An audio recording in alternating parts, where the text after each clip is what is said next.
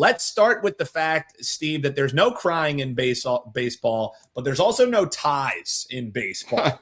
Which would be a fine bet if this was on the soccer pitch, because you got the Reds, who have lost 8 of their last 10, taking on the Padres, who have lost 11 out of their last 13. So fans of these two teams, good news is somebody has to win. Steve, are you looking for a side in this one? Or are you taking everything out of it and just saying, hey, let's attack the total as they open up this series between two teams who desperately need to get a run going?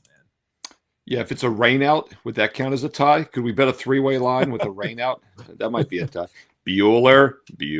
Anybody Bueller? Walker Bueller's going for the Padres, no longer with the Dodgers. He remains in California.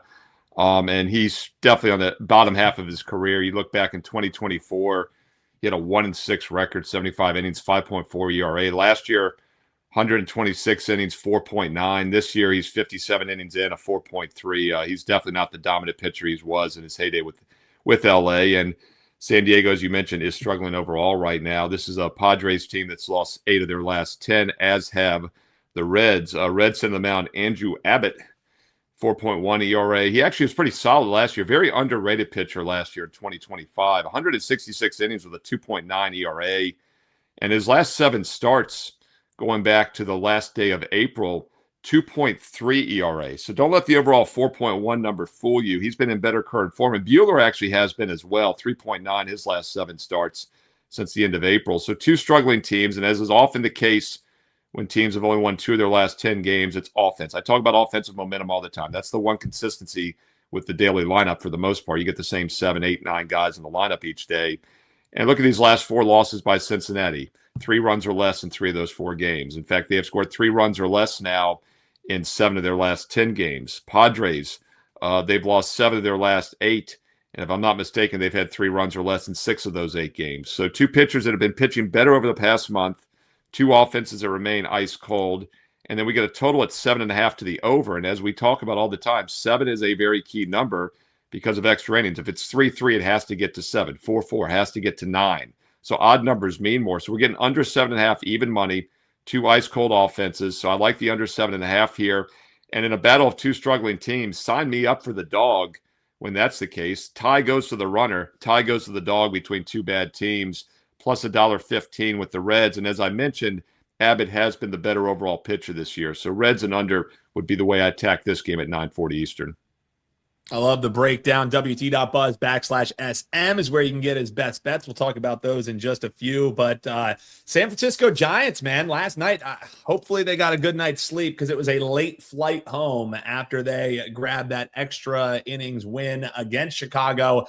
Now they got that kind of long flight. Luckily for them, as they're returning home and trying to wipe sleep out of their eyes, they get to see Mikolas on the mound here for the Washington Nationals, who always seems like he has sleep in his eyes to start any series, Steve. So Nats Giants, how are you looking to attack this one? You think the hangover lingers here for the Giants after a big win?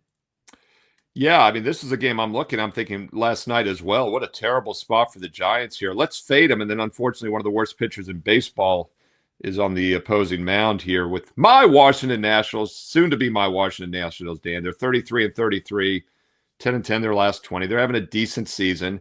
Giants, by the way, 12 games below 500, even though they're 5-5 their last 10. This is a team that started 22-34 this season. They're still 12 games below 500. Yes, it concerns me. Mikolas has a 6.4 ERA this season. He has not been good, to say the least. He has only 36 strikeouts in 56 innings of work, and he's 1-5 overall. But he's still a big league pitcher, and these guys occasionally have good outings, and they occasionally get a win. So if you're looking for a spot to play him, this is probably the spot because it's a fade the Giants spot, in my opinion. Back-to-back extra inning games on Saturday and Sunday, and now traveling home after the night game with no rest. Meanwhile, Washington has to travel as well, but they were in Arizona for a 3-game span. They head home. So I think there's actually more of an advantage for Washington, despite the fact San Fran's back at home. And they've been gone, by the way, for over a week and a half as well. So this is not a good setup for the Giants. Not a big fan of Mikolas. That's what kept it off my best bet card. But I do think this is a spot where we fade the Giants. I would take a look at the Nationals, and we're getting them at plus money as well. Look, even the worst big league starters have occasional good outings, occasionally get a win. And this is probably that one spot this season where it's favorable for them. Take a look at my Washington Nationals plus $1.30. that game at 9:40 Eastern tonight on Monday.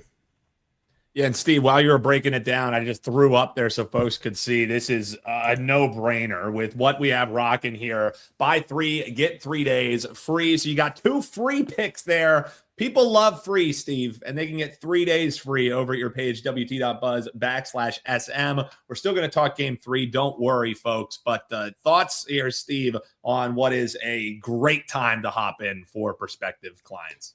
Yeah, speaking of free, by the way, I've got a free play in another baseball game tonight, Phillies Blue Jays, on my page right now. So if you want, there's 8 games tonight in baseball. I just gave you 2 free, and I give you another one free on my page, Blue Jays, Dan Alexander's Phillies. Which way will I go? Will I upset Dan or will I make him very happy? Go to wagertalk.com and find out. And while you're there, strong best bet in game 3 of the NBA Finals tonight on Monday as well.